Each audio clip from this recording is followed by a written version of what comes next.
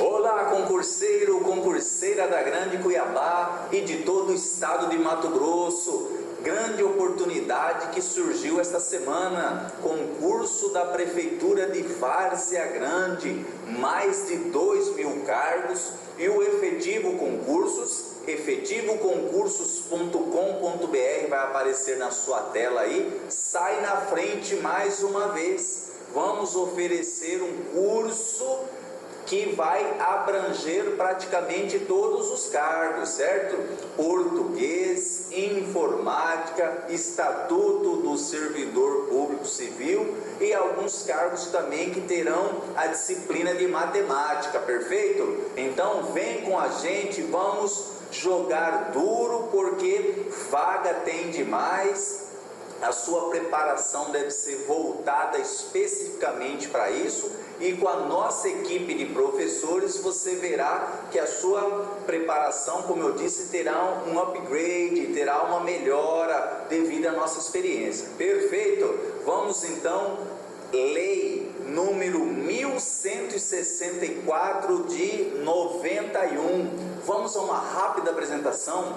Meu nome é Ney Nogueira, sou professor de Direito Público aqui do Efetivo Concursos, sou um concurseiro inveterado, faço concurso há mais de 15 anos, tenho 10 aprovações no currículo, conforme pode aparecer na sua tela aqui, o NEMAT, PMMT, IF, e agora no ano de 2017, 2 aprovações em concursos da magistratura, juiz de direito do estado do Paraná e juiz de direito do estado de São Paulo.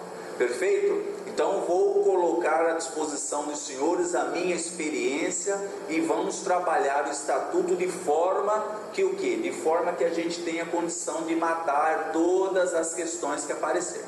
Perfeito? Então vamos embora, vamos trabalhar. O estatuto, ele abrange os servidores públicos civis da administração direta,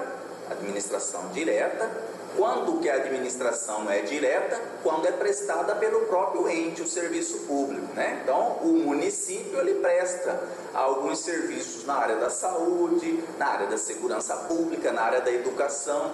Quando o Estado presta o serviço de uma forma direta, nós falamos de administração direta, que é o estatuto que vai abranger o servidor, e também das autarquias e fundações. Autarquias e fundações que fazem parte da administração indireta, mas que seus servidores também estatutários.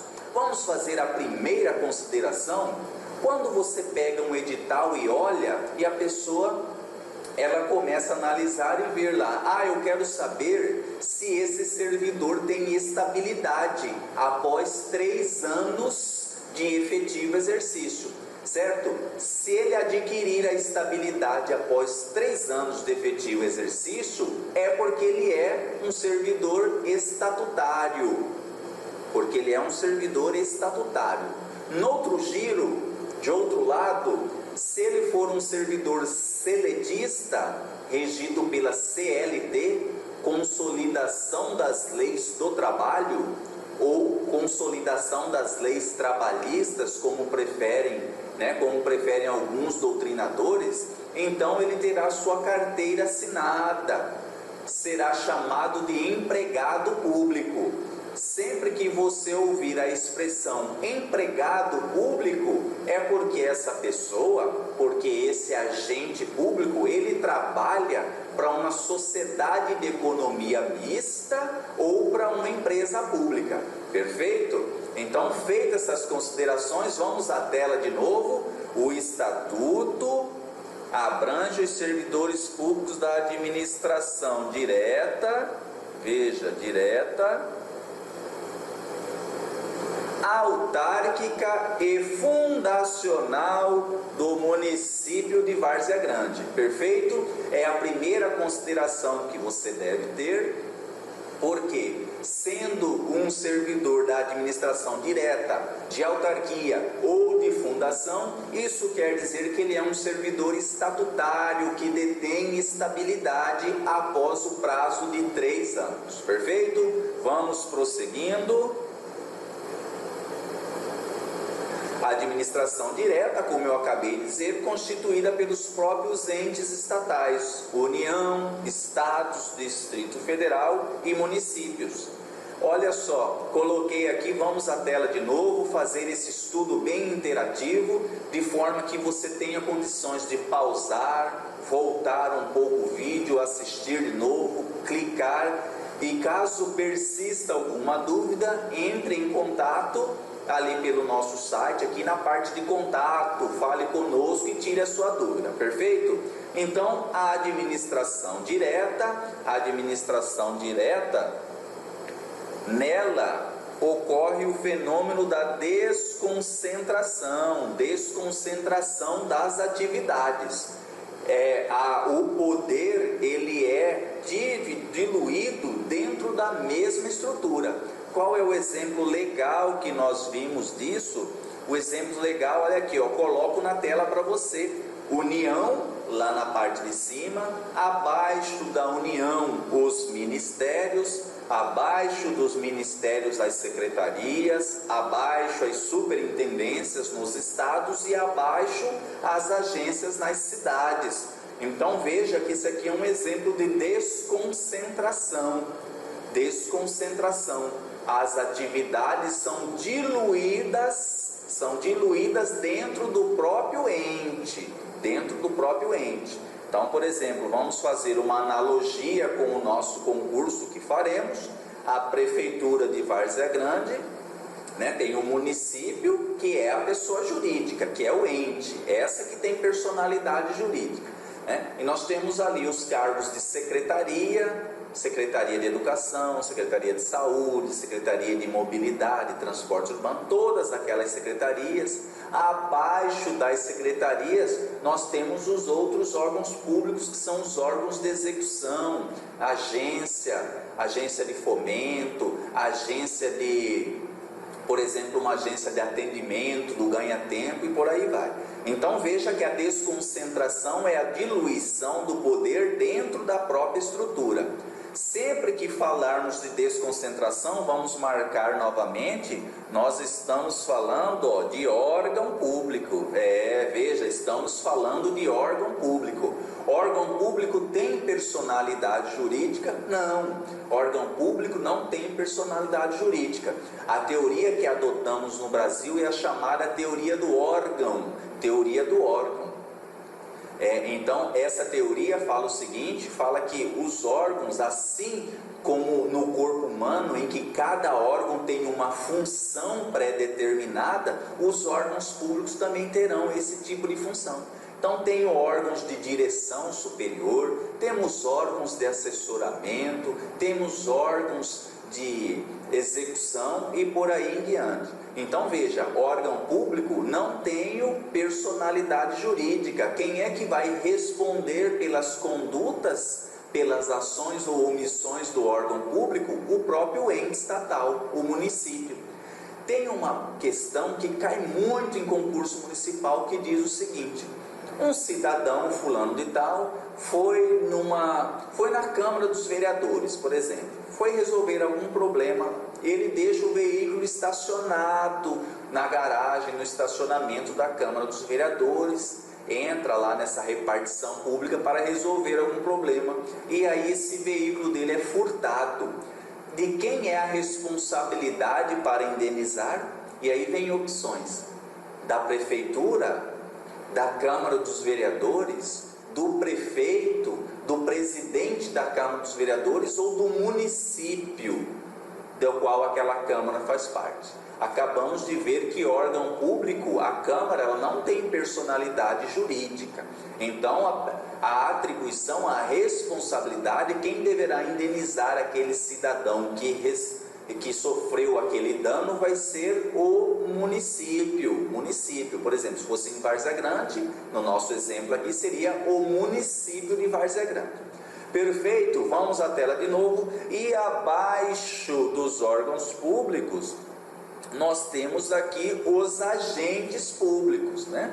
O Estado, o ente estatal, é uma pessoa inanimada, despersonificada, né? Não pode fazer nada. Sempre quem faz as atribuições do Estado, do serviço público, são os servidores, são as pessoas físicas que, sejam por meio de concurso, seja por meio eletivo, por meio de eleição, que assumem a prestação da atividade de uma forma direta. Perfeito? O serviço de segurança pública, prestada pelo policial diretamente. O serviço médico, prestado pelo médico e por outros profissionais de saúde. O serviço de educação, prestado pelos professores e outros profissionais da educação. E assim sucessivamente. Perfeito? Vamos prosseguir.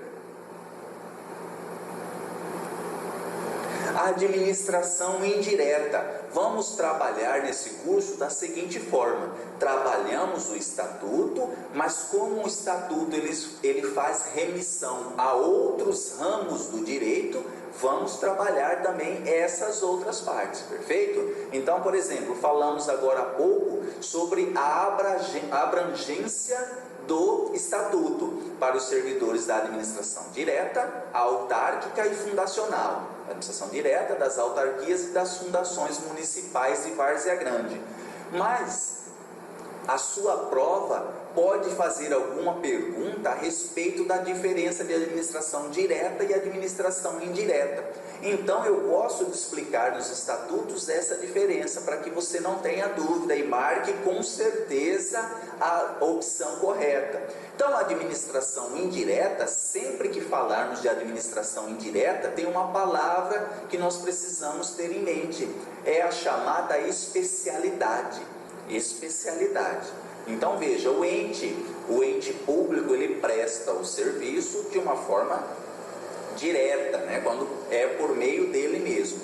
Mas imagine algumas situações que, por questões de especialidade, o próprio ente não tenha condições de fazer.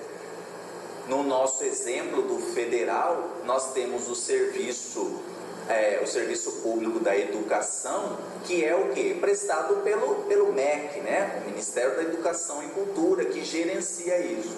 Mas nós temos as autarquias, por exemplo, os institutos federais. Institutos federais, as autarquias, fazem parte da administração indireta.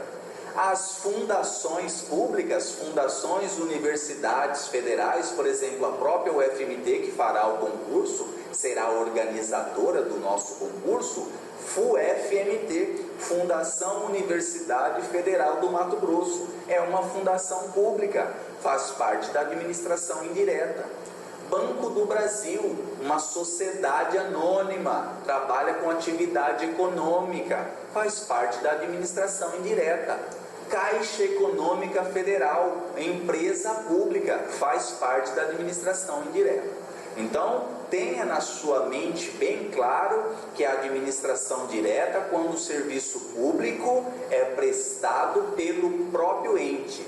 A administração indireta, quando há criação de novas pessoas jurídicas, que terão autoadministração, orçamento próprio, recurso próprio e será totalmente desvinculado em matéria de personalidade jurídica. Então, se eu quero entrar com uma ação contra uma autarquia, no nosso exemplo, contra o IFMT, Instituto Federal, você não vai entrar contra a União, você vai entrar contra o próprio IF, porque as autarquias, elas têm personalidade jurídica, diferente dos órgãos que acabamos de ver. Se você quer entrar com uma ação contra a Fundação Universidade Federal do Mato Grosso, FUFMT, você deve manejar a ação judicial competente contra esse ente, não contra a União, não contra a União Federal, né? Mas sim contra a própria Fundação Universidade, porque ela tem personalidade jurídica, certo? Então, tenham bem em mente, repito isso porque é importante. Se eu quero entrar com uma ação contra o órgão público, eu devo acionar o ente da qual aquele órgão público faz parte. Por quê? Porque os órgãos públicos não têm personalidade jurídica. Do outro lado, falado no outro giro, se eu quero entrar com uma ação contra algum ente da administração indireta, autarquias, fundações, empresas públicas, sociedades de economia mista, consórcios públicos, aí eu devo manejar a ação contra esse ente próprio, contra esse mesmo ente da administração indireta. Por quê? Porque, dentre outras diferenças, os entes da administração indireta, eles têm personalidade jurídica. Perfeito? Vamos prosseguir. Daqui a pouco a gente volta para outra parte da aula. Um abraço e até daqui a pouco.